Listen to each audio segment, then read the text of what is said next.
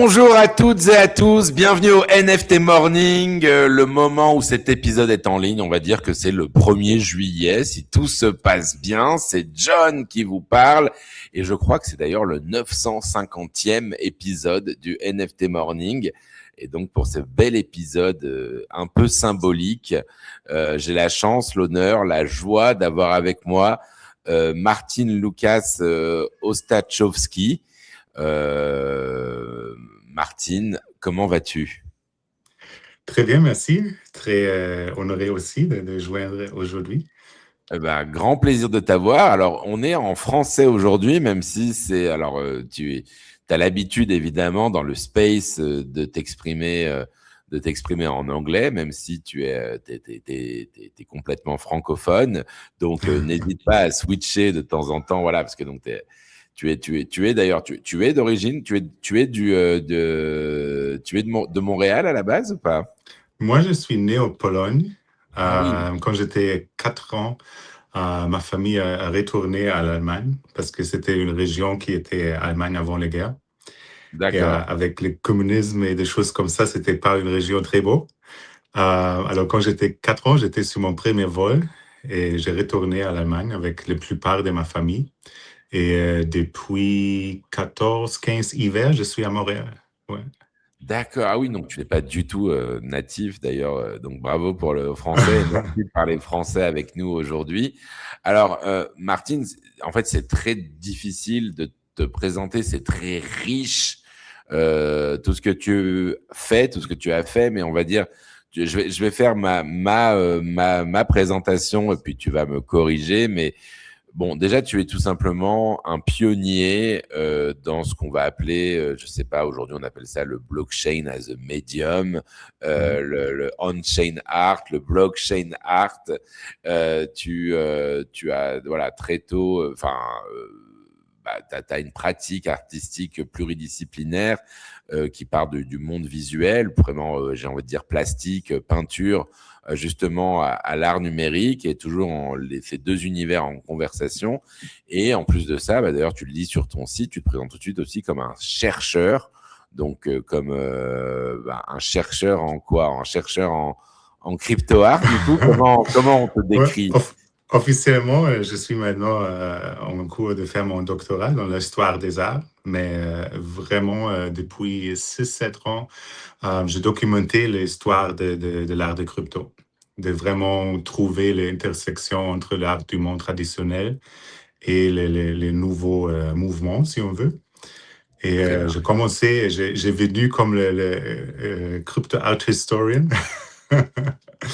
Et Génial. ouais, depuis 7 février, j'ai vraiment commencé de le faire à l'Université de Zurich. Et le sujet de la dissertation est vraiment de contextualiser l'art de crypto.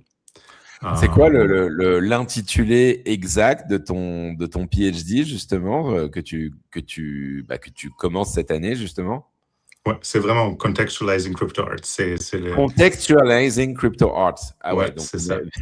donc ça, c'est bon. Enfin, moi, je suis comme un fou quand j'entends ça. Je pense que de toute façon, tous les gens de notre space, quand ils entendent ça, évidemment, on est. Enfin, je me rends pas bien compte d'ailleurs. Enfin, on va revenir là-dessus. De toute façon, on va revenir là-dessus. Mais en effet, là encore, tu joues ce rôle de pionnier justement sur le domaine de la documentation. Avant de rentrer évidemment, enfin, avant de rentrer sur ce sujet-là, je voudrais juste poser le décor un peu sur ton parcours, parce que, comment avant de rentrer dans cet univers de la blockchain, t'as toujours, enfin, pour moi, j'ai l'impression que tu as toujours été dans le monde de l'art. Tu peux nous expliquer un peu, voilà, qu'est-ce qui t'a amené justement vers la blockchain? Ouais, bien sûr. J'étais un peintre. Alors, j'ai peint et j'étais toujours intéressé. Tout d'abord, j'ai commencé avec les dessins, si on veut.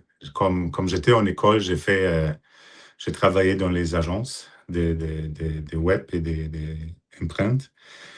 Et j'ai amené très tôt ma passion pour l'art et pour les dessins. J'ai fait ça à presque 20 ans. Euh, toujours à côté de l'école, à côté de l'université, à l'école du travail. Mais j'ai vraiment commencé plus de faire l'art, ça se fait presque 20 ans. J'ai vraiment commencé comme artiste avec l'intention d'exposer. Ça se fait, je pense, 2014. J'ai vraiment recréé beaucoup de choses et travaillé vraiment avec l'objectif d'exposer et vraiment de faire l'art mon centre de ma vie. J'ai vraiment toujours apprécié le contraste. Alors, j'ai travaillé beaucoup avec des processus industriels, les tissages, les découpes à laser, vraiment des choses industrielles parce que c'est pour moi toujours intéressant qu'il y a un mélange. C'est comme avec la nourriture, tu veux quelque chose de doux avec quelque chose qui est frais. Il y a dans le contraste, c'est toujours le plus intéressant pour moi. D'accord. Et quand j'ai fait mes études, j'ai fait mes études dans la gestion des médias et après les gestions des, comment ça fait, commercial international. Alors, ce sont les D'accord. deux mondes aussi qui ont à rejoindre et c'est vraiment très évident que je m'intéressais sur les crypto-monnaies. Euh, et Donc c'est ça qui t'a fait un petit peu, ouais, tu t'es intéressé tôt à Bitcoin finalement aussi. ouais, c'était vraiment le crypto-monnaie qui m'a intéressé au début parce que j'étais intéressé, qu'est-ce que c'est? Mais vraiment, qu'est-ce que j'ai découvert très tôt est l'application, vraiment le blockchain comme une couche était vraiment intéressant pour moi parce que je pensais, OK, ça va redéfinir, ça va changer les façons qu'on pense, gère et travaille avec les données. Et je pensais, OK, on doit avoir des choses et de l'application dans les arts. Et j'ai vraiment commencé à chercher. Et ça, c'était fin 2017, début 2018. Et j'ai découvert vraiment en avril quand Super Rare et Non Origin ont commencé. Et j'ai écrit, hey, je suis artiste, je veux commencer. Et ouais, j'étais une des premiers Des sur premiers les deux artistes. plateformes. Génial. Euh, c'était fou un peu. J'ai compris pas beaucoup, mais c'était fun de découvrir pendant le faire. Euh, et qu'est-ce qui était intéressant et que à la fin de 2018, j'ai eu une expo ici à Montréal dans le Centre des architectures canadiens. Ils ont fait une conférence sur le blockchain et moi j'étais tellement excité. Je vais rencontrer des autres artistes qui font des choses comme ça et j'ai préparé presque 6 mois une œuvre numérique. C'était une visualisation des données en vie, live. Et je l'ai présenté. Effectivement, j'étais le seul artiste, c'était pas mal plate. Mais qu'est-ce que j'ai trouvé aussi que de façon de visualiser des données comme ça, il y a déjà des artistes dans le passé qui me font quelque chose qui était comparable. Et ça, c'était pas mal plate pour moi. Et j'ai pensé, OK, moi, je dois comprendre un peu qu'est-ce qui se passait avant. Avant, encore une fois, passer Ah oui. 6 mois au développement des choses et des projets et des arts et des œuvres.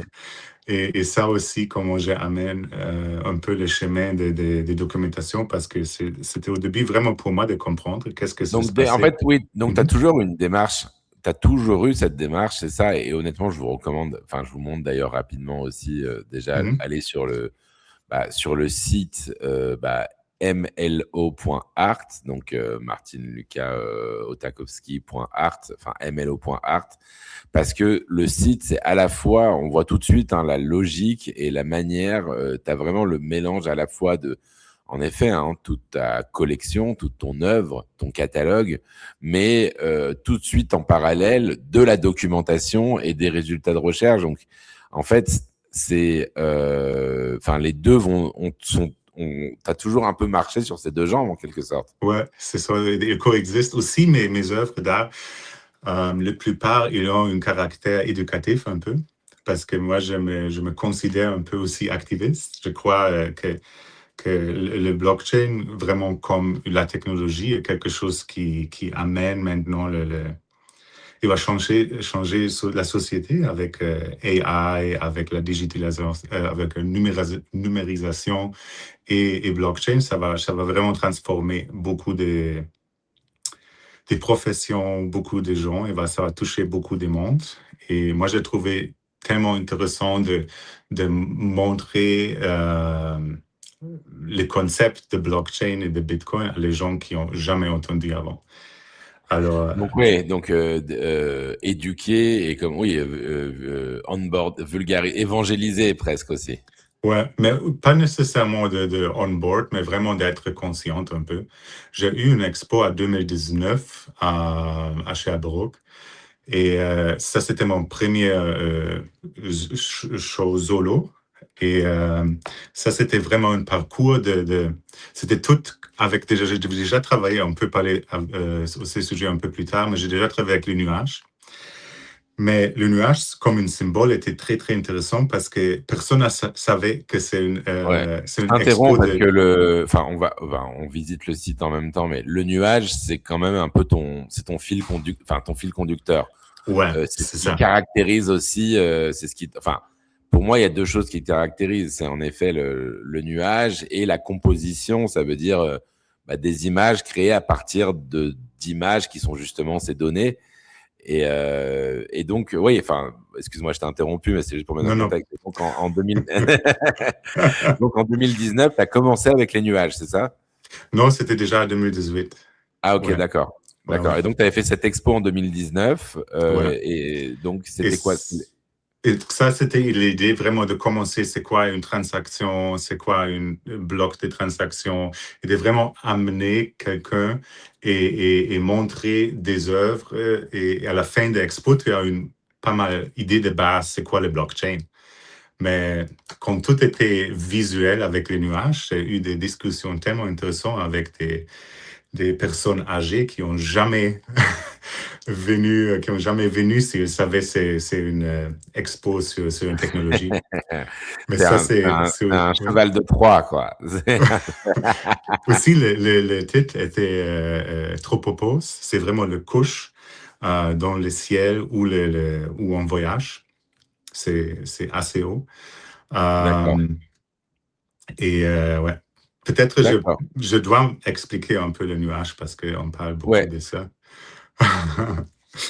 Alors, le nuage font partie d'un chemin personnel aussi parce que moi, j'ai déménagé plus que 35 fois. Je vivais en 3 pays et quand tu déménages assez souvent, la vie cherche des constantes et pour moi, c'était le ciel et les nuages. C'était toujours quelque chose qui reste, qui est la même chose, qui est une constante de ma vie. Euh, et j'ai toujours cherché aussi des travail qui est relié au voyage ou le ciel. J'ai vraiment mon premier job, c'était en aviation. J'ai travaillé presque 6 ans en aviation pour une école de vol, mais aussi pour un manufacturier des avions et des choses comme ça.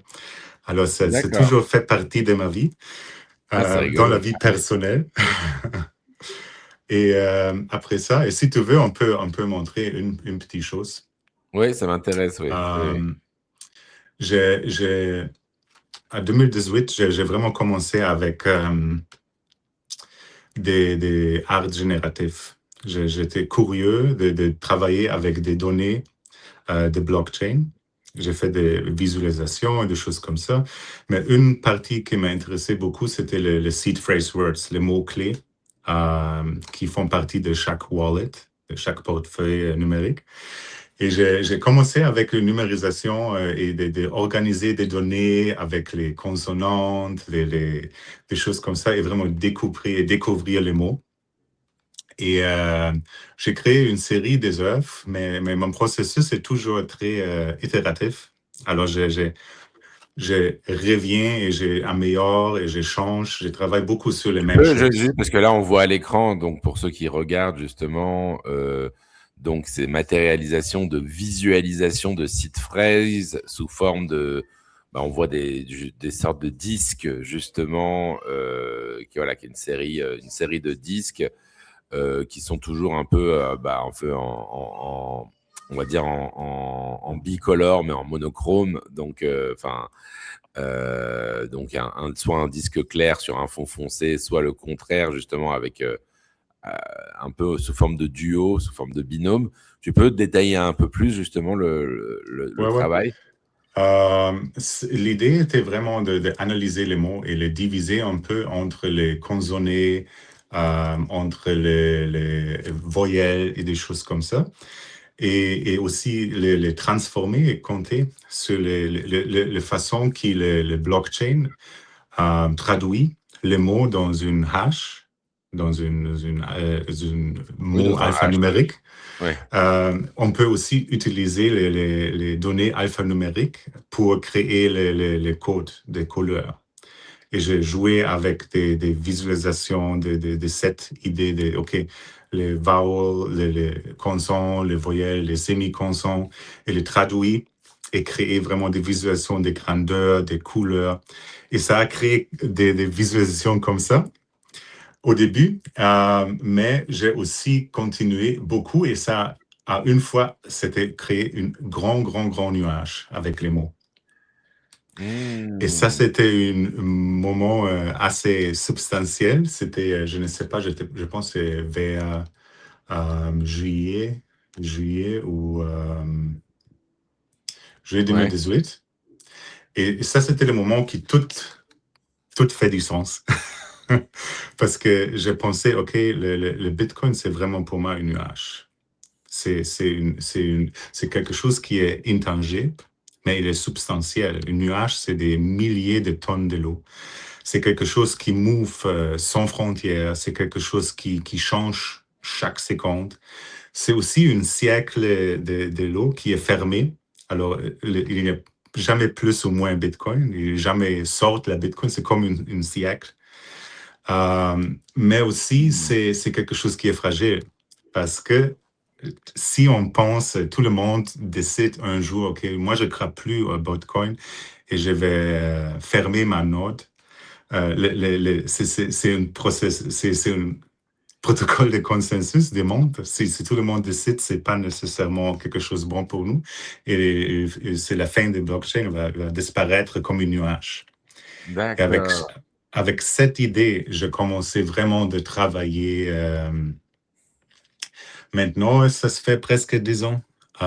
Et vraiment de créer des œuvres avec les nuages qui utilisent les nuages comme une métaphore pour blockchain et Bitcoin et créer vraiment une body of work qui est vraiment relié à ces sujets, mais c'est très interdisciplinaire. Alors, c'est qu'est-ce qui est intéressant, qu'est-ce qui m'intéresse beaucoup, je travaille pour chaque projet, peut-être avec quelque chose de différent. J'ai fait une installation, j'ai fait une sculpture, j'ai peint, j'ai fait une numérisation, j'ai créé quelque chose de numérique, génératif, mais chaque fois, c'est un peu différent et ça, c'est qu'est-ce qui le fait intéressant.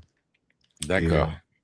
D'accord, oui, oui. Et alors, bah, moi, alors vu qu'on est, alors bon, j'ai 25 000 questions, mais vu qu'on est un peu sur ton travail, justement, donc on voit le nuage, d'ailleurs, on le voit derrière toi aussi, là, ouais, c'est ça. dans le studio. Euh, donc très, très tôt, tu as fait cette matérialisation, on va dire, ce côté visualisation de données, matérialiser un peu de manière artistique et visuelle les données de la blockchain. Voilà, le nuage, en effet, qui évoque la blockchain. Alors évidemment, pour beaucoup de gens, le nuage, c'est Internet aussi. Enfin, c'est dans le cloud. Mhm. Ça Exactement. évoque déjà les données, en fait. Donc toi, c'est une vision un peu aussi de, finalement, la blockchain, c'est le vrai Internet, en quelque sorte. Mhm. Enfin, c'est comme ça que moi, je l'interprète aussi. Euh, comment a évolué finalement ta démarche artistique au moment où ça s'est un peu accéléré justement en Mhm. 2020, 2021? Comment tu as vécu cette période, toi? C'était fou et fan. Ouais. Qu'est-ce que j'ai trouvé? Parce que j'ai déjà aussi commencé à faire la documentation et publier la documentation. En 2019, on a coécrit une paper qui s'appelait Crypto Art a Decentralized View. Ça, c'était quelque chose qui a été publié 2019 et 2021, c'était publié à Leonardo. C'est une journal international de MIT. Et ça a vraiment donné beaucoup des opportunités aussi de parler au sujet qui, je pense, que j'ai pas eu sans aussi faire la documentation. Et ça a vraiment créé aussi un chemin qui était toujours les deux, de faire des choses. C'est génial. Non, mais alors c'est intéressant quand même parce que ce type de publication, en effet, par les revues du MIT, j'imagine que ça. Est-ce que ça a déjà planté une graine aussi un peu universitaire dans ta démarche? Ça veut dire que tu as eu des gens, j'imagine, du coup, dans ces cursus-là, qui ont dû se connecter avec toi et peut-être eux-mêmes commencer un travail de documentation en se basant sur ton travail? Un peu, un peu. Moi, qu'est-ce que j'ai vu au début, on a fait vraiment il n'y a pas beaucoup de documentation, pas du tout. Bah, c'est ça. Jusqu'à aujourd'hui, si quelqu'un veut vraiment commencer, et on n'a pas des ressources idéales où on peut envoyer quelqu'un, c'est jusqu'à aujourd'hui. C'est ça. Et aussi, je pensais toujours les niveaux de documentation n'étaient pas nécessairement académiques. C'était très commercial ou c'était très superficiel. Et j'ai vraiment essayé, quand j'ai commencé à faire la documentation, de vraiment toujours travailler avec des sources et vraiment aussi montrer d'où viennent les infos et d'où viennent les sources. Juste pour changer un peu aussi la perception.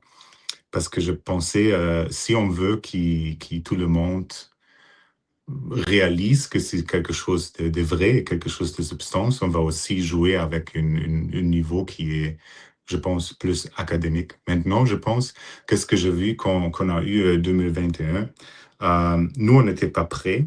Nous, on a travaillé, et je me compte dans les artistes de cette année. Alors, on a travaillé fort, on a déjà vu des dangers, des influences, des super collecteurs qui ont essayé de pousser leur opinion, des Ouais, marchés qui ont créé les consensus avec les royalties, ouais, vraiment des choses qui nous, on a établies. ouais. Ils ont commencé à disparaître. On a ouvert la porte sans être prêt pour une masse de gens, pour donner les ressources T'as de eu, comprendre qu'est-ce qu'on veut faire. t'as eu ce sentiment que ça arrivait trop vite, toi? Ouais, je pense aussi parce qu'à 2021, j'ai organisé à Montréal ici une petite conférence avec 200 artistes. C'était une artist-only conference. Alors, on a invité juste les artistes. Euh, et c'était fun parce que beaucoup des amis déjà ont venu et a aidé. On a eu Jason Bailey, Art Gnome qui est venu. On a eu Colburn de Mocha qui est venu. C'était vraiment gentil et généreux de les gens de venir à Montréal et vraiment de parler avec les artistes. Parce que on a eu des discours et c'était pas nécessairement les discours idéaux. Et on voulait créer un espace qui était safe, de vraiment poser des questions et d'avoir pas de peur de poser des questions inconfortables. Euh, Parce que quand on a commencé de trouver une location pour cette conférence-là, on voulait vraiment faire dans une galerie d'art parce on voulait avoir le dialogue avec l'art du monde traditionnel. Mais le problème était, personne n'était intéressé parce que la discussion était juste, oh, les NFT sont pas bons pour l'environnement, blablabla. Bla, Ouais. bla. Et je pensais, ouais, Il y avait parfait, beaucoup de parce que bruit, il y avait ça, trop de bruit. Ouais. ouais, c'est ça, mais je pensais, ah ben, parfait, on va avoir une discussion ensemble et on peut regarder toutes les choses qui vous pensez et qui nous pensent. Et on peut avoir une discussion, mais vraiment, la plupart des galeries ne voulaient pas. Il était... Et ça, j'ai trouvé vraiment plate parce que j'ai trouvé, OK, il y a plusieurs galeries qui ont dans leurs normes contemporaines, mais ils ferment la porte de découvrir et d'avoir une discussion, un discours. Et ça, c'était une expérience qui était un peu bizarre.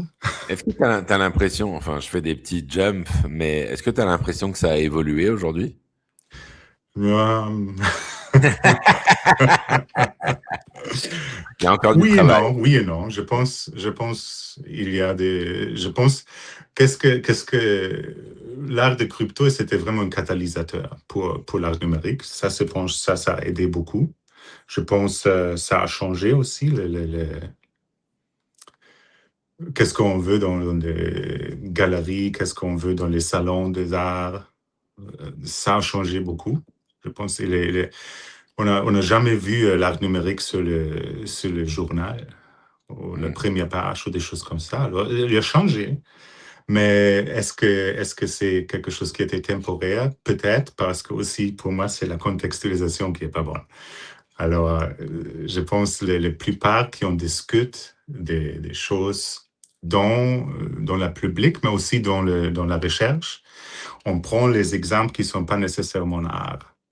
Et ça, c'est qui Oui, manque beaucoup. on va tout le temps revenir un peu sur les clichés, les bored apes directement, enfin, les ventes de je sais pas quoi, de tweets ou autres, et l'ultra spéculation qui a eu lieu, mais qui en effet la partie, comme tu le disais d'ailleurs, hein, c'est ce qui s'est passé à ce moment-là en 2021 quand les crypto people se sont appropriés le sujet des NFT, l'ont traité comme une hype à utiliser, puis eux-mêmes sont passés ensuite à une autre hype, Mhm. comme ils le font chaque année avec un nouveau sujet. Et donc, ça a un petit peu surexposé le sujet et donné cette image qui nous colle encore, qui colle encore à la peau de de ce qui est produit, quoi. C'est ça. Ouais, c'est ça. 100%. Et Et je pense que tu as vu aussi des choses dans 5 ans de NFC. Il oui, y a beaucoup de monde qui est venu, qui a eu des intentions, mais qui a quitté assez vite quand l'argent a été perdu. Je pense que c'est maintenant une grande vague de nettoyage un peu. Mais complètement. moi, qu'est-ce que je trouve intéressant, que la plupart des gens qui ont commencé avec moi, ils sont toujours là. Parce que nous, on a commencé avec des autres valeurs. Qu'est-ce qu'on veut faire? Qu'est-ce qu'on est intéressé? Qu'est-ce qu'on veut changer? Et tous les gens-là, il y a presque personne qui est plus là. Parce que C'est c'était une intéressant. understanding qui était partagée. Ouais, je pense que c'est intéressant ce que tu dis, parce que oui, je pense qu'il y a, enfin, nous, on a ce même sentiment un peu, d'ailleurs, pour les gens qui suivent le Mhm, NFT Morning, par exemple. mhm, On a eu la chance de commencer, justement, un tout petit peu avant la vente de Beeple. mhm, Et en fait, du coup, avec cet esprit, j'ai envie de dire, des fois, c'est un peu l'esprit un peu OG aussi, peut-être, qui est mhm, justement, qui est interrogatif, qu'on a aimé, hein, quand voilà, qui pose les questions. Qu'est-ce que c'est l'art au 21e siècle, à l'heure du numérique, à l'heure de la blockchain, comment ça se matérialise, qu'est-ce que c'est un artiste, qu'est-ce que c'est la propriété, qu'est-ce que c'est l'art collectif, qu'est-ce que c'est, enfin, il y a plein de questions qui sont posées justement, et mhm, je pense que cette stimulation intellectuelle, elle a fait partie de cette génération d'artistes, notamment, tu vois, mhm, qui sont arrivés à un moment T. Euh, et oui, quand tu arrives, peut-être même, c'est arrivé très vite, parce qu'en effet, moi, je me souviens, enfin, quand je disais ça sera comme ça dans 10 ans et tu verras, et puis 6 mois après, en fait, je me suis dit, waouh, qu'est-ce qui se passe? C'est ça. Ouais, Et donc, et oui, oui, il y a eu une sorte de moment particulier. Et en fait, maintenant, on retrouve, et c'est ça que je trouve intéressant d'ailleurs dans l'époque qu'on vit aujourd'hui, mhm. euh, on retrouve un peu ce temps long, d'une certaine manière, qui est nécessaire, je pense, qui est nécessaire pour pouvoir poser des bases solides, quoi. Et alors, je voulais juste, avant de parler un peu de l'histoire, quand même revenir sur ton travail, justement, parce qu'on a commencé à parler des clouds. Et en fait, voilà, ton site est juste incroyable. Et j'adore me balader dessus. Moi, il y a plusieurs pièces sur lesquelles j'aimerais revenir un peu dans l'histoire un peu plus récente de ce que tu as fait. Mhm. T'as quand même, voilà, t'as fait beaucoup d'expositions, t'as fait beaucoup de travail justement sur différents événements. Dans les dernières années, on t'a vu, voilà, j'ai l'impression que tous les ans, tu as quand même de l'actualité un peu forte sur 3-4 événements. Alors moi, je me souviens que, bon, évidemment, on avait passé un peu de temps aussi à Séoul ensemble. Mhm. Ouais. Euh, Quand t'avais fait une keynote, t'avais exposé à Séoul aussi, je me souviens plus. Moi, j'ai un peu, mais la plupart, c'était vraiment, j'ai créé de murs avec l'histoire de l'art de crypto et aussi de définition et vraiment, comme d'habitude, un peu les deux. C'était une œuvre d'art, mais aussi une histoire et une œuvre de recherche, si tu veux. Une œuvre explicative. Ouais. Il y en a une qui est très forte aussi dans tes expos, justement, puis en plus, c'est dans un musée, donc le musée à Linde, en Autriche. Mhm. Comment s'appelle le musée déjà? Désolé. Euh, Francisco Carolinum. Francesco Carino Museum. Donc Ouais. voilà, avec Chouli qui fait partie de Ouais. l'équipe curatoriale et qu'on salue, qui avait fait cette exposition justement autour du punkisme aussi Mhm. en 2024, si je me trompe pas. Ouais, 24, le automne 24 jusqu'à début de 25, je crois. Ouais. Jusqu'à début 2025, Ouais. exactement. Et donc voilà, et donc d'ailleurs Chouli qui continue un peu de rentrer de l'art numérique justement dans les institutions muséales, et dans la Mhm. sienne notamment. Et donc peut-être que juste tu peux, si tu peux nous montrer rapidement le visuel aussi, parce que je le trouve assez Ouais. incroyable, et nous en parler un petit peu. Voilà, là je le montre à l'écran aussi. Parce qu'on retrouve, voilà, là, il y a à côté, là, il y a tout. Enfin, pour moi, il y a beaucoup de choses, hein. Il y a les punks. Ouais, on peut le découper. Alors, ça se fait partie, c'est une œuvre mosaïque qui était faite avec des stampes. Ce sont 45 360 marques des estampes manuelles. Ils ont créé vraiment une histoire de CryptoPunk au début avec leur influence, avec les jeux, avec les projets commerciaux pour Google, avec Ah oui, on voit d'ailleurs le petit Android là, qui est un peu Ouais, c'est l'ancêtre de ça. CryptoPunk là. Androidify, ouais, c'est ça. Ouais. Ici sont les caractères de les jeux Gurk qui ont créé et les deux ensemble, c'était vraiment une grande influence pour le visuel de CryptoPunk. Ici, on voit je ne sais pas si tu peux te le Oui, voir ou oui, pas, oui, oui, oui, je vous invite à le mais ce sont les articles de Mashable. Ici, on voit la discussion des V1, V2. C'est le mouvement de on-chain avec Deathbeat et Snowflow qui ont vraiment aidé pour mettre la collection sur Ethereum. Ici, ce sont les deux créateurs, Matt et John, dans une peut-être petite controverse légale. On voit les Mi-Bits, on voit les institutions et aussi on voit une grande Bored Ape qui prend les punks et les essaie de courir avec. C'était divisé vraiment dans 7 sections. Chaque 3 livres. Ça se fait partie avec un livre. Et le livre est conceptionnel comme une blockchain aussi. Parce que le livre, c'est comme une ledger. Le ledger, c'est vraiment comme une blockchain. Les pages sont comme des blocs de transactions. Et chaque marque, c'est vraiment unique avec les inks, avec la pressure, avec les angles. Ils sont uniques comme les hashes. Et avec ce concept-là, je ne sais pas si on peut le voir, mais ça, c'est une petite ouais, minute ouais, on voit la ici vidéo. qui, Ouais, ouais. qui œuvre, montre aussi un peu le détail de cette mosaïque-là. Mais attends, c'est génial. Mais attends, comment? C'est incroyable. Le travail est incroyable. Elle est où cette mosaïque maintenant là? Elle est maintenant, ici, tu vois le processus, c'était vraiment... Oh là, mais attendez, regardez la vidéo, c'est incroyable, quoi. Mais attends, mais qui a fait ça? excuse? Attends, parce que c'est toi qui, non, Ouais, c'est moi, je l'ai fait toute seule. t'as tout fait tout seul? Ah Ouais. ouais, t'es très Et tu vois patient. l'installation au musée. Waouh. Euh, Ouais, ouais, je Ouais, l'ai fait toute ok. seule. Et j'ai aussi créé le holder, le noir que tu peux voir là. Je l'ai dessiné en 3D et je l'ai imprimé en 3D parce que j'ai cherché quelque chose qui va tenir les livres propres. Euh, ouais, Incroyable, c'était incroyable. une petit projet de passion. Et sous les installations, il y a aussi des panels vraiment sur le floor qui expliquent un peu qu'est-ce qu'on voit dans les 7 panels. Alors, D'accord. chaque 3 livres, il crée une petite partie de l'histoire, là. Ouais. Génial. Et ça, attends, parce que ça, mais cette œuvre, du coup, elle était temporaire, elle était sur le mur. Qu'est-ce qu'elle est devenue? Ouais, elle était temporaire là. Maintenant, il était inclus dans le Art Meta a créé pour Art Basel, un catalogue avec Digital Masterpieces.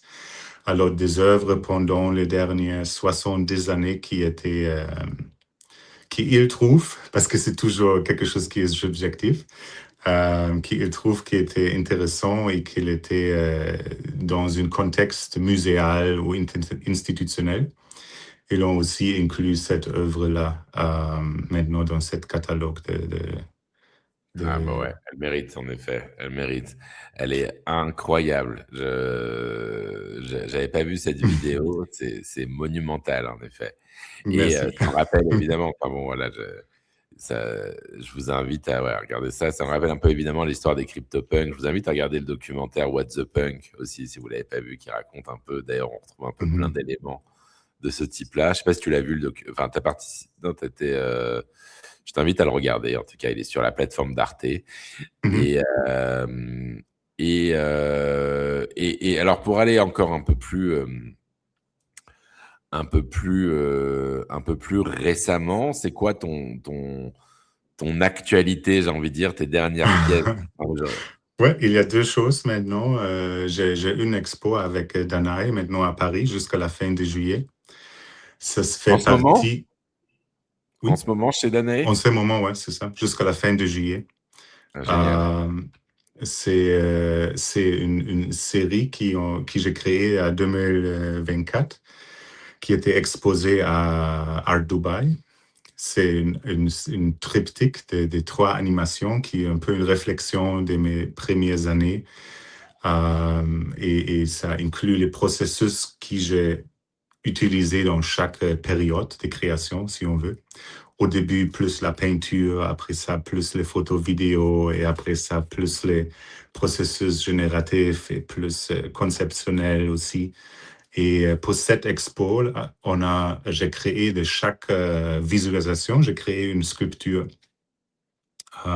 Et D'accord. Et donc ça, on peut les voir, c'est ce qu'on peut voir sur ta homepage, là. ouais, exactement. Donc c'est, en effet, c'est Cloud. Attendez, je vais La, réafficher tout la ça. expo s'appelle Inner Voice. D'accord. La curatrice était Marlène Coburn et c'est une expo avec 4 artistes. Alors il y a Alida San, il y a Justin Aversano et Primavera De Filippi et moi. Euh, et on a, ouais, c'est une expo qui aussi touche beaucoup avec les réflexions et un peu la mystique et les concepts des religions ou des ésotériques un peu. D'accord. Bon, on va partager le lien aussi. Et puis du coup, bah, je vous invite cet été, si vous êtes sur Paris, à aller directement chez Danae pour aller voir cette expo parce que ça donne envie de découvrir justement le triptyque bah, de regarder leur catalogue aussi pour voir ce qu'il en est. Et, euh, et derrière, donc ça, c'est la première actualité. Ouais, et la deuxième, c'est vraiment, j'ai tombé un peu dans un trou avec les CBDC, le Central Bank Digital Currency. C'est quelque chose qui, je trouve, qui va changer la relation entre les pays et tout le monde, parce qu'on est en cours d'implémenter une euro numérique jusqu'à 29 et personne ne parle. Alors, qu'est-ce que je voulais faire et de créer D'ailleurs, une œuvre. d'ailleurs, ça a été validé la semaine dernière, si je me souviens, si je me Ouais, trompe pas. ouais. À la fin de l'année dernière, on a commis 1,3 milliard d'euros. On a choisi les vendeurs et les partenaires et ça va être introduit jusqu'à 2029, le concept. On a eu plusieurs choses qui ont passé pendant les dernières années, personne ne les a parlé.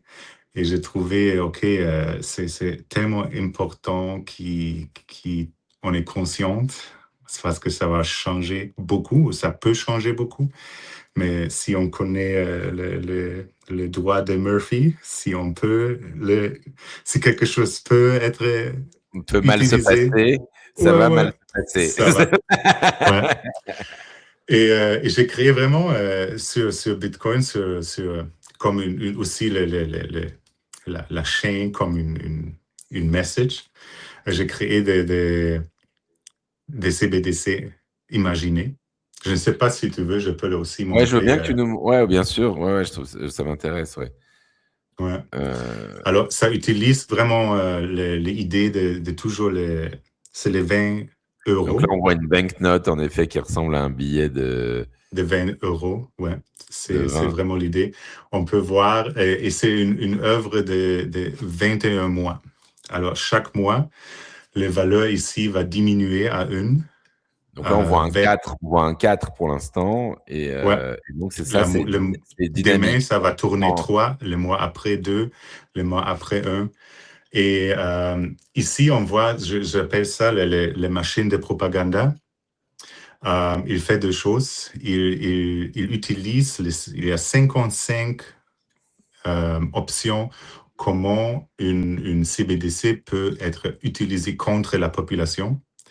Et les projets, il va je ne sais pas comment le dire, ça va reframing Ça va toutes se ouais, retourner contre la population. retourner comme la sécurité ou c'est convenient, c'est bon pour tout le monde, mais il veut vraiment se vendre à la population, mais il va aussi montrer à la même temps comment ils vont utiliser contre la population. Là, je lis la phrase Please note there are 0 days until the next scheduled balance adjustment, par exemple. Yeah, parce que c'est le dernier jour du mois et c'est moins Mmh. qu'un jour que ça va tomber à la plus prochaine valeur. Ah, très bien. Ok, Ouais. d'accord. Et on voit Ici, on transfer voit. volumes above the standard threshold are subject to supplementary review.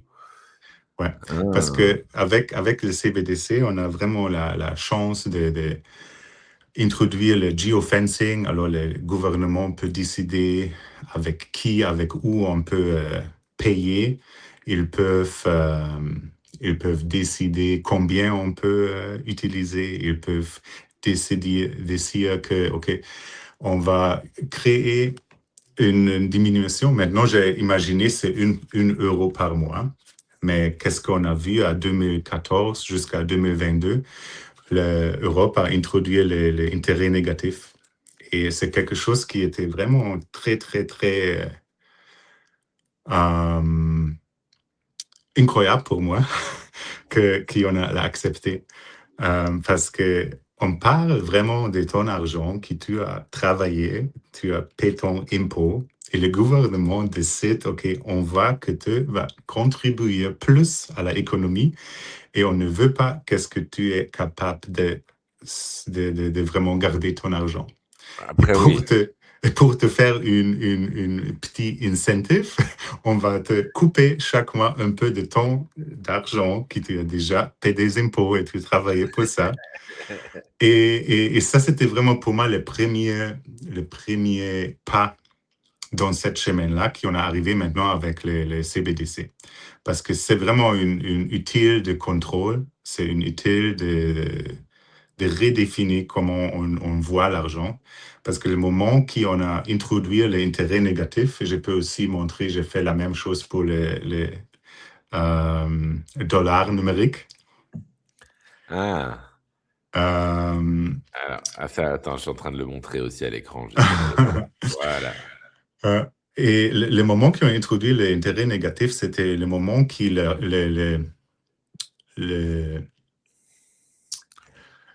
une monnaie de gouvernement était toujours comme une untouchable.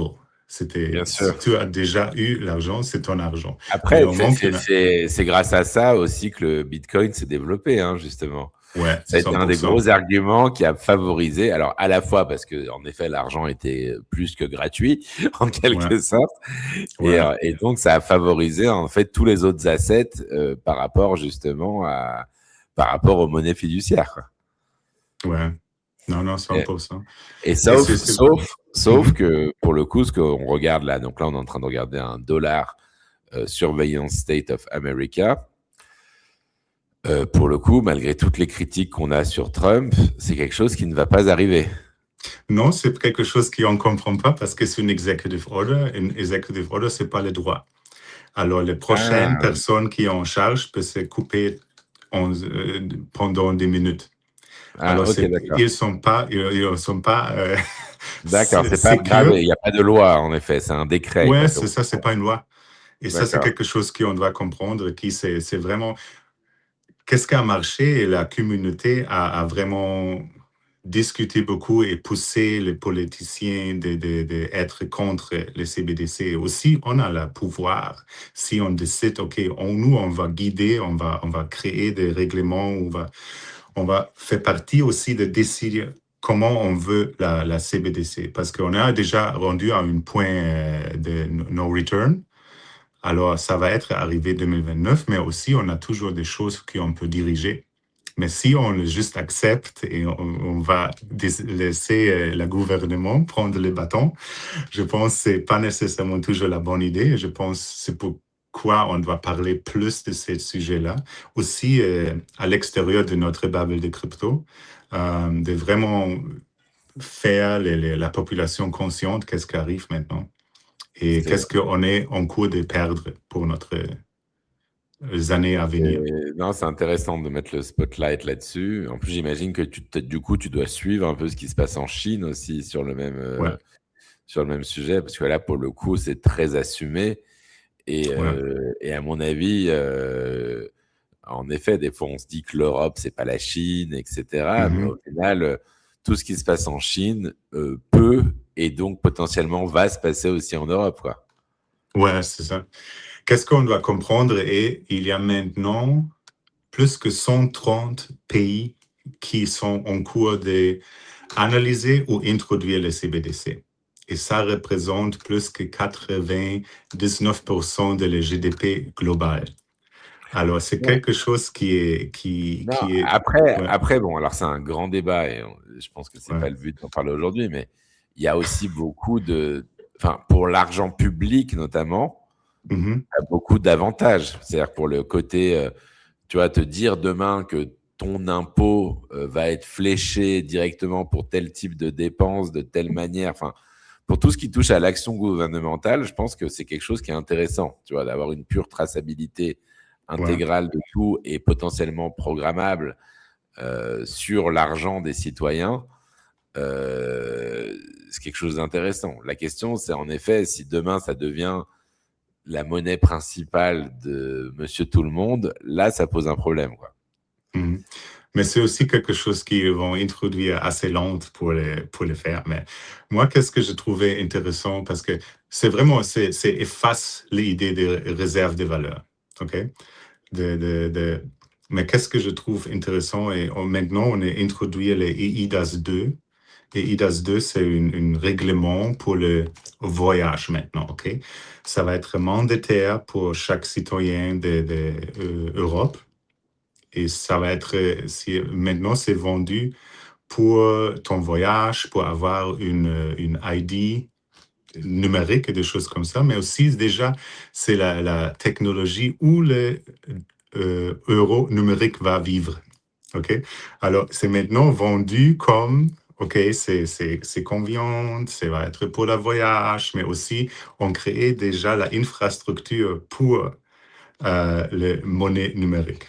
Et ça, c'est quelque chose qui, je trouve, c'est très, très, très intéressant et on parle pas assez parce qu'il y a toujours des choses qui sont qui ont des normes intéressantes, des normes harmless, mais les projets, des choses, mais effectivement, on crée déjà le construit, le framework qui va être prêt au moment qu'il va introduire.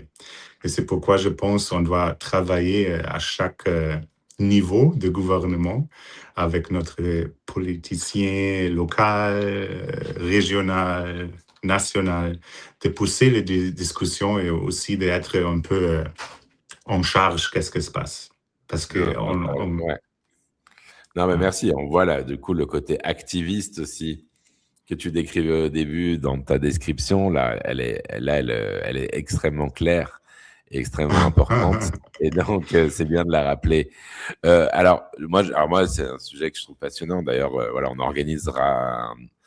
organise des événements en parallèle d'ailleurs à Paris sur les stablecoins et sur ces sujets parce que c'est des sujets clés et notamment, c'est vrai, en Europe en ce moment, c'est un sujet fondamental. Donc c'est très intéressant. Mais alors, donc ça, c'est ton actualité. Et d'ailleurs, ces œuvres-là que tu as créées sont visibles, disponibles. Ouais, ils vivent maintenant sur Bitcoin. Parce que moi, quand j'ai découvert le Ordinals, qu'est-ce que j'ai trouvé intéressant et j'ai passé plusieurs mois de chercher des SAT spécifiques parce que la série utilise les SAT spécifiques de l'histoire des CBDC. Alors, la série Donc, tu as des vit dates. dans le SAT de jour qu'on a introduit l'intérêt négatif et des choses comme ça. Il y a D'accord. tu peux D'accord. recréer l'infrastructure technique comme une timeline. Et ça, c'est quelque chose qui est fun et qui n'est pas possible avec aucun protocole maintenant. Et je pense qu'on peut travailler des choses très, très conceptuelles et intéressantes maintenant. Et on ne fait pas beaucoup. Par contre, il y a de grandes discussions dans la communauté de Bitcoin qui sont franchement contre toute chose numérique sur la chaîne. Et je trouve ça, c'est très, très, très drôle aussi parce que il y a vraiment des amis qui tournent très, très passionnantes. Mais c'est bon parce que c'est une discussion qu'on doit avoir et je Bien pense que ça sûr. va.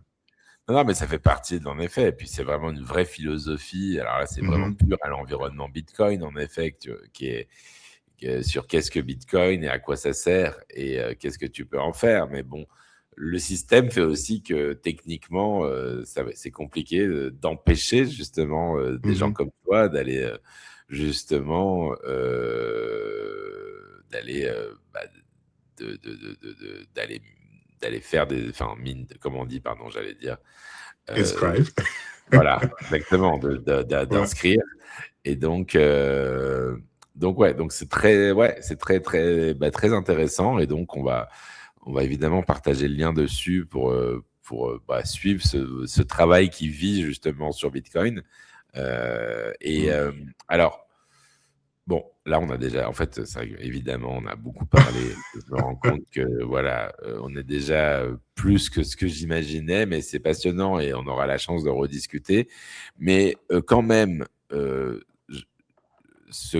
ce PhD, ce fameux PhD m'intéresse, en fait. Tu vois, ça veut dire, en effet, j'aimerais comprendre un petit peu déjà, parce que j'imagine que tu as déjà un petit peu. Enfin, est-ce que tu as un domaine, est-ce que tu as une question, si tu veux, déjà, à laquelle tu aimerais apporter une réponse dans le cadre de cette recherche, quoi? Mais il y a un objectif qui est très, très explicite. Et il y a un objet qui est moins.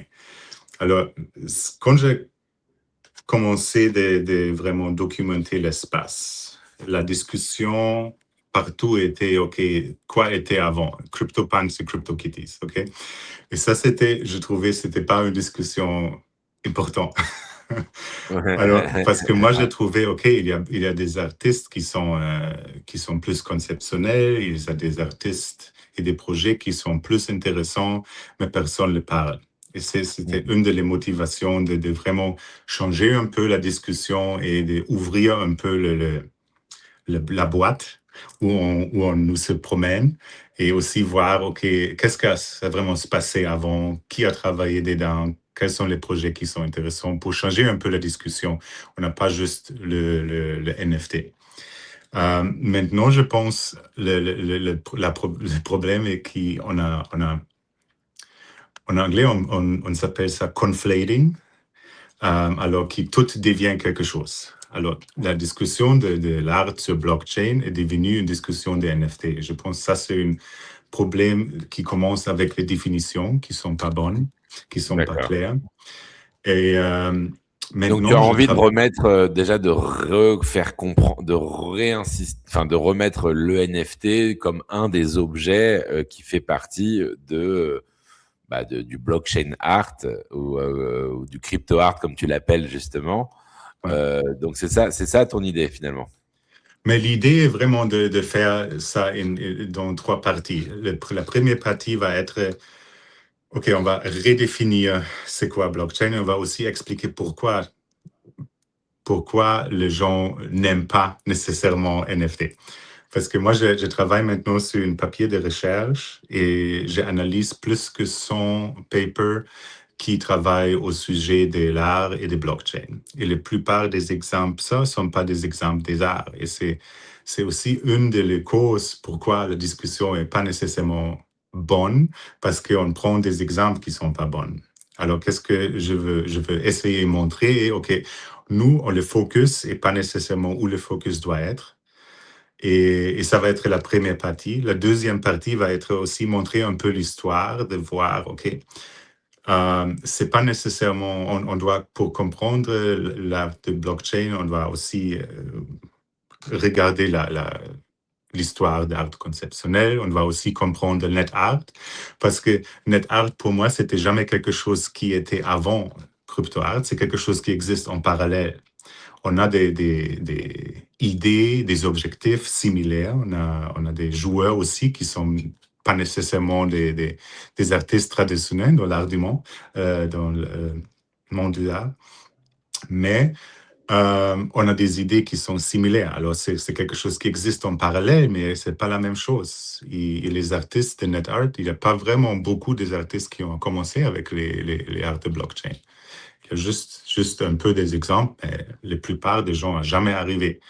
Alors, c'est pas nécessairement qu'on peut voir comme une évolution. Et je veux vraiment passer un peu de temps d'expliquer un peu et propre contextualiser sur la lance de l'art, de l'histoire de l'art, pour aider un peu avec la compréhension des gens qui sont plus dans un côté traditionnel, de vraiment leur donner assez de contexte et d'exemples bons pour comprendre, OK, c'est quelque chose intéressant, c'est quelque chose, ça vient d'où, ça veut quoi. Et la troisième partie de ce projet-là, c'est vraiment de montrer les moments où l'art de crypto devient quelque chose de réel, comment on peut dire, l'institution. D'accord. C'est l'acceptance dans les institutions, l'acceptance comme une œuvre d'art, l'acceptance dans une sphère légale, conceptionnelle, de vraiment comment on a été accepté comme un mouvement ou une façon, un médium. Et quand tu parles de cette acceptation, ça veut dire que tu veux montrer aujourd'hui le niveau d'acceptation et potentiellement qu'est-ce qui fait que ça va être plus accepté, ou c'est quoi l'idée? L'idée pour moi, c'est vraiment de faciliter le dialogue un peu entre les deux. Parce que je crois que nous, dans l'espace, on a des idées différentes, mais on n'est pas nécessairement, on ne trouve pas nécessairement toujours les bons mots et les bons concepts de faire le lien avec l'art, avec le monde de l'art traditionnel. Et je pense que j'essaie, avec ce travail-là, de vraiment créer plus les liens pour introduire les gens dans une façon qu'ils comprennent peut-être un peu mieux, qu'ils peuvent aussi comprendre sur une façon de recherche et des choses comme ça, pour pas nécessairement avoir une bias des premières secondes, mais aussi de voir, OK, ça c'est quelque chose qui était propre recherché, qui était propre montré, qui était discuté dans un contexte de l'art d'histoire. J'ai compris, d'accord. Et donc utiliser aussi le vocabulaire, comprendre, ouais, tout avoir la bonne manière de recontextualiser finalement tout ce mouvement pour qu'il s'institutionnalise, quoi. Ouais, mais aussi de vraiment comprendre c'est quoi la essence de crypto art, parce que je pense dans ces jours-là, on oublie ça souvent. Euh, Alors, vas-y, question. Moi, j'ai trop de questions. des Comment on fait valeurs, pour... des valeurs, Ouais. des idées, Non, euh, de vraiment mais comprendre pourquoi les gens sont passionnants de ce sujet-là et de regarder un peu à l'extérieur des les boîtes des NFT avec toutes les PFP et de voir vraiment comment les artistes utilisent un médium comme ça, comment les artistes veulent utiliser ça pour changer un peu les façons qu'on gère dans l'art de monde traditionnel. Et alors, c'est quoi pour toi le crypto art? Question. C'est, moi, je commence toujours avec les arts reliés à blockchain. L'art relié à blockchain, c'est pour moi, ce sont des œuvres physiques et numériques qui utilisent le blockchain sur une de plusieurs façons, comme pour le paiement. C'est pas nécessairement intéressant maintenant, mais avant 5 ans, il y a eu des artistes dans l'Angleterre qui ont fait des actions qui étaient exclusivement pour Bitcoin. Et ça a créé des news partout du monde. Alors, ils ont créé, ils ont fait l'activisme juste par utilisant les D'accord. crypto-monnaies. Donc d'abord, il Ils y a cette peuvent, composante un peu presque politique, j'ai envie de ouais, c'est dire, ça.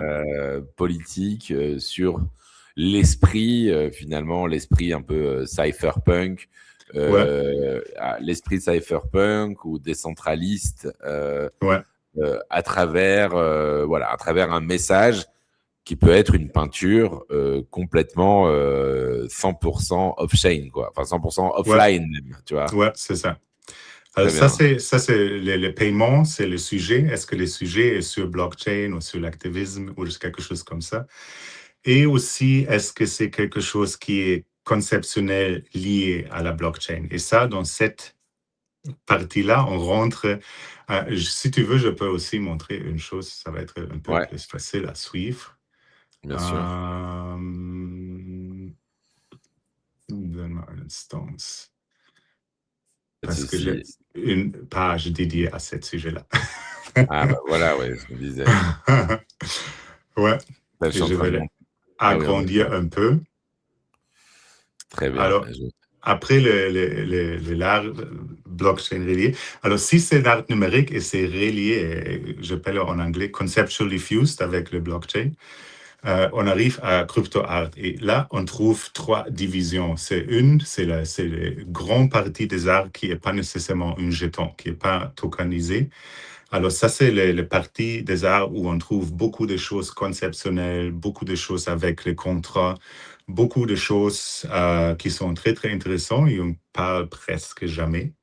Il y a une monde de fungible tokens, des FT, où on trouve des choses intéressantes. Je toujours utilise comme un exemple Jonas Lund Token, qui a utilisé vraiment un jeton comme pour devenir quelqu'un qui décide sur son chemin d'être d'artiste, qui va avoir un peu pouvoir dans ses décisions, où il va exposer, quelle œuvre il va faire. Alors, il utilise ça vraiment d'intégrer son pratique avec les collecteurs et vraiment, c'est une interrogation intéressante. Mais c'est aussi un des projets qui on parle pas souvent si on parle des crypto. Et ça, la dernière chose, c'est vraiment les NFT, mais les art NFT, parce que maintenant, on a découvert les NFT peut être pas mal toutes. Alors, on Oui, va vraiment trouver le focus sur des choses des arts. Et ça, c'est pour moi vraiment l'art de crypto très dans bien. plusieurs mots. Eh ben, écoute, ça donne envie, c'est intéressant. Alors, en fait, j'ai plein de points, plein de questions, mais en fait, je me réalise qu'on va avoir la chance de te réinviter peut-être dans quelques mois pour développer un peu plus parce que, en fait, voilà, là, on a commencé juste à toucher la surface et en fait, je me dis que limite, il faudrait un autre épisode pour pouvoir rentrer un peu plus en profondeur justement dans ce sujet. Non, mais c'est un sujet qui est passionnant et en effet, juste le mot crypto art lui-même, déjà, en effet, c'est Mhm. nous, d'ailleurs, on avait fait notre livre avec Rémi il y a 5 ans déjà, justement, un petit peu qui introduisait aussi au crypto art à notre manière. Euh, Mhm. et le terme a évolué. Pour plein de gens, il évoque plein de termes différents d'ailleurs. Hein, pour Ouais. d'autres, voilà, pour beaucoup, ça va être une des catégories que tu as définies. D'ailleurs, Mhm.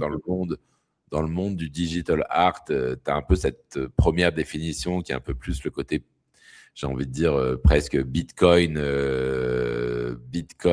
OG, qui définit le crypto art avec le côté un peu politique, anti-système, décentralisation, Mhm. punk, pixel, tech, Mhm. voilà, qui va être associé. Mais en effet, oui, finalement,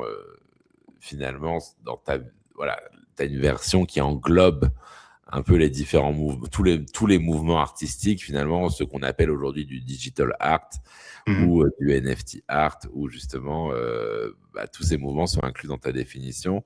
Et donc, c'est d'autant plus intéressant, justement, de creuser avec toi. Simplement, je voulais un peu, vu qu'on s'est vu justement là récemment, euh, on s'est vu à la fois à Lisbonne lors de NFC, là, il y a bientôt un mois d'ailleurs, et à Bâle il y a 2 semaines pour Art Basel, justement. Et je crois que je me souviens pas si tu étais intervenant sur la journée justement organisée par Georg Bach cette année.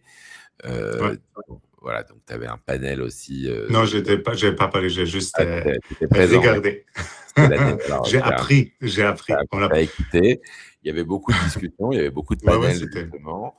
Et il y avait Ouais. évidemment Zero Ten. C'est Mhm. quoi ton sentiment, toi, là-dessus, justement, un peu à chaud, sur ce que tu as vu à Bâle c'est un peu la question qu'on pose un peu à tout le monde là, ce mois-ci, justement. Comment tu l'as vécu, toi?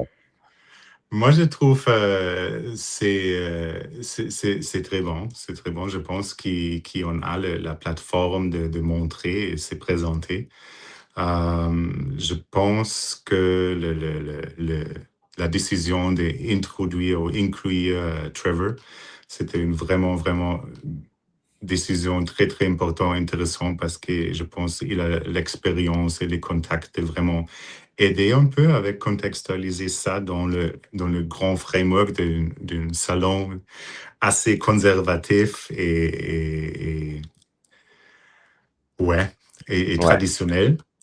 ouais, Je pense on a aussi décidé d'aller un chemin qui est pas trop controverse. On a essayé de montrer beaucoup c'est- d'histoires qui veut, qui on veut pas nécessairement justifier, mais expliquer qui ont fait partie de l'art du monde déjà, et du monde de l'art déjà pour des, ouais, pour des decades, pour des ouais, décades.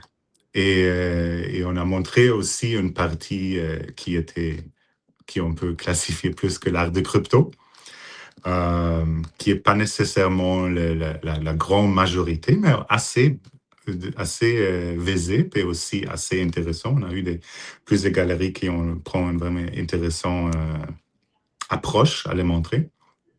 Alors pour moi, c'est comme c'est l'intro, c'est une première pas. J'espère de voir plus et c'est prometteur, ouais, c'est prometteur. Et donc, c'est ouais, intéressant c'est parce que ça. c'est vrai que c'était en effet, on parle un peu de cette filiation, essayer de présenter le monde de digital art comme Mhm, un tout. En effet, des années 60 avec mhm, l'art computer, les Vera Molnar et autres, j'ai envie de dire, jusqu'à Artblocks ou autres mhm. projets de ce type-là. Et donc, montrer un peu la filiation aussi, justement, et la cohérence du tout. Euh, Tu penses que, voilà, je pense que t'aurais envie de voir un peu plus de blockchain, non? Moi, ouais. Et aussi plus des œuvres conceptuelles. C'est aussi pour moi toujours intéressant. Si on voit juste, pas nécessairement des choses NFT, mais aussi comme les autres catégories que j'ai montrées juste avant, qui on ouvre un peu le portail OK, où on va voir la discussion, on peut avoir vraiment des choses qui sont pas des NFT, qui sont super intéressants, qui sont super conceptionnels, qui ont profondeur, qui sont, je sais pas, ce sont des œuvres moi, je suis très patiente. Et Ouais. j'ai vraiment vu qu'on parle de cette œuvre plus, parce que Donc je pense, les monnaies de Jonas Lung ou des œuvres. ouais, le Median Group Beatnik, ils ont eu une petite œuvre là sur le booth de HK. Hmm. Mais ouais, ce sont des choses qui sont vraiment cool, qui sont intéressantes, qui ouvrent un peu aussi la perspective. Et je pense que ça, c'est qu'est-ce que je cherche, de vraiment ouvrir un peu l'horizon qu'on a maintenant sur qu'est-ce que l'espace est Hmm. ou peut être. Ça, c'était fun pour moi, de vraiment pousser un peu plus, de voir, c'est une range, c'est pas nécessairement juste une catégorie. On trouve ça, c'est une vraiment une grande variété de choses, des idées, des artistes, des nationalités, des collaborations et des choses comme ça. Ça, c'était fun pour moi de voir plus. Ouais, eh ben, peut-être, on verra comment les choses évoluent justement Mhm, au cours des prochains Zero Ten. Je pense que en effet, il y avait une énergie intéressante. Je pense que je comprends ce que tu veux dire. En effet, qu'il y a un côté, voilà, assez défini, mhm, assez clair. Je pense qu'il y a une volonté, en effet, voilà, de pas perdre, on va dire, trop vite le monde de l'art contemporain avec des choses trop complexes, peut-être conceptuellement parlant, mais en effet, oui, moi je suis assez fan aussi et je pense que c'est intéressant et peut-être qu'on le verra ça. Peut-être que petit à petit, ça aussi va émerger. Il faut voir, ouais. justement. Peut-être ça aussi pas la meilleure format pour quelque chose comme ça, ouais. Parce que c'est à la fin du jour, c'est une salon commercial et on C'est ça. doit présenter des œuvres qui sont disponibles et qui on peut prendre Avant. dans le petit jet. Exactement. Donc oui, c'est plus une approche muséale, en effet, Ouais, c'est ça. qu'une approche d'art fair. Mais bon, mais les musées sont présents aussi, donc c'est vrai que c'est intéressant. Ouais, c'est ça. C'est un point de départ quand même qui est, enfin, c'est intéressant que ça soit visible et que les gens du space soient visibles pour pouvoir justement, pour pouvoir pousser l'univers qu'on connaît et qui mérite d'être Mhm. connu encore plus. Et alors d'après, bon, on va bientôt s'arrêter, hein, genre, j'arrête de te relancer. Mais alors, pour revenir à ton PhD, tu penses que tu te projettes sur combien de temps pour le C'est matérialiser? projeté pour 4 ans. D'accord. Ouais, Donc, objectif 2030. ouais, Eh ben, c'est parfait. ouais, Eh ouais, ben, ouais. c'est parfait. C'est un bel. J'ai, ouais. Vas-y, vas-y. Non, non, c'est fun parce que quand j'ai commencé avec la documentation de l'art de l'histoire des crypto, l'art de crypto, j'ai eu une soumission, j'ai une forme de soumission et les gens ont me contacté avec les projets et des choses comme ça. Et maintenant, je pense qu'il y a entre 4 à 105 milestones dans l'histoire de l'art de crypto. J'ai maintenant une backlog de presque plus que 600 d'autres points, œuvres, événements. Alors, dans les prochains 4 ans, j'ai vraiment le contexte et le temps de vraiment rechercher toutes les propres et peut-être aussi de les montrer. J'ai toujours trouvé pour moi, je voulais un peu aller le chemin comment il s'appelle auteur qui a écrit l'article sur les CryptoPunks, Abu Brizi. Oui, Ouais. sur de Mashable. Euh, Ouais. ouais. Et il a pas acheté une punk, il a pas créé une punk parce qu'il écrit au ces sujets. J'ai toujours me trouvé aussi dans le même chemin, parce que parfois, ils ont des artistes qui ont m'écrit « Hey, mon projet est vieil, je voulais l'inclure, peux-tu le regarder ?» Et j'ai jamais acheté parce que je voulais que ça continue.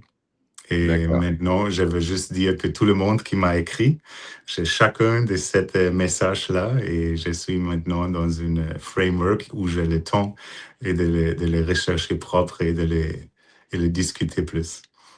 Waouh, ça donne vraiment envie. Et Martine, vraiment, j'aimerais que tu acceptes de revenir dans quelques mois au NFT Morning parce que Avec en fait, plaisir. pour moi, finalement, on a fait la partie introductive, mais, mais au final, je pense vraiment que beaucoup de gens seraient contents de creuser un peu plus avec toi, justement, sur plein de sujets. Et donc, j'aimerais avoir la chance de t'avoir à nouveau, oui, si possible, au cours de l'année pour creuser un peu plus avec toi, notamment sur ce sujet de recherche autour du crypto art, parce que voilà, quand on est passionné, on a envie d'en savoir plus, et tu as un savoir universitaire justement sur le sujet, et puis deux, enfin voilà, tu le disais, hein, on a besoin de documentation, il y a un travail autour de ça qui doit être fait, qui est encore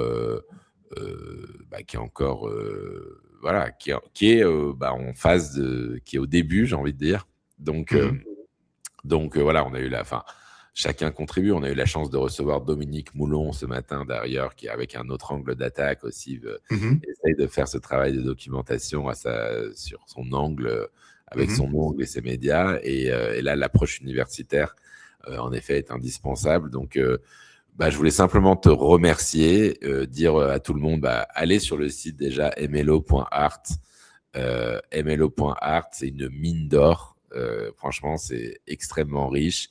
Et puis, pour ceux qui suivent le morning, on va partir sur un autre épisode. Là, ça sera le 3, donc le vendredi 3. On sera avec Scabanel qui va nous parler en fait pour le coup des agentic NFTs, et qui va ouvrir un peu le tiroir de cette collection. Donc ceux qui étaient à Lisbonne l'ont vu, c'est les normies justement, et montrer un petit peu voilà qu'est-ce qui fait que c'est successful et quelles sont les boîtes à outils mises à disposition de l'écosystème.